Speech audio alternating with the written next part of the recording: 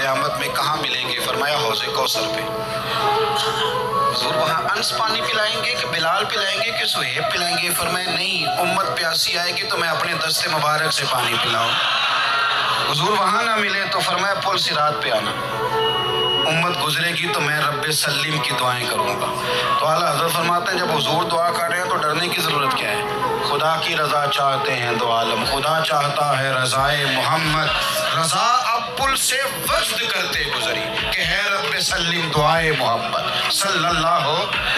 حضور وہاں ملاقات نہ ہوئی تو پھر اس حدیث کو بھی یہ حدیث مضبوط کر دے گی۔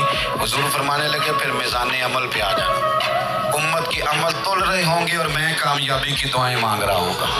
تو جس کے لیے حضور دعا مانگیں گے ناکام ہوگا، ناکام ہوگا۔ اپنے بچوں کو حضور کی محبت سکھائیں، نبی پاک صلی اللہ علیہ وسلم کی غلامی کریں، آپ کا رشتہ نبی پاک کے ساتھ مضبوط ہونا چاہیے، آپ کے تعلقات حضور کے ساتھ مضبوط ہونے چاہیے۔ اور آپ نے دائیں بائیں نہیں دیکھنا کہ پراپوگنڈا کیا ہے، لوگ کیا کہہ رہے ہیں۔ لوگوں کو دیکھ کے جو لوگ رستہ بناتے ہیں وہ پیچھے رہ جاتے ہیں۔ آپ نے یہ دیکھنا ہے کہ میرا حضور سے نسبت کا تعلق مضبوط ہے، کوئی کدھر جا رہا ہے اس سے ہمیں کوئی تعلق ہے۔ اس وقت عالمی حالات کیا ہیں، قومی حالات کیا ہیں، معاشی حالات کیا ہیں، جرنلسٹ کیا کہہ رہے ہیں فلانے کے، ہمیں اس سے غرض نہیں ہے۔ ہمیں تو اتنا پتہ ہے کہ ہم نے اپنے نبی کو راضی کرنا ہے۔ اس لیے خوبصورت محافل کا ذکر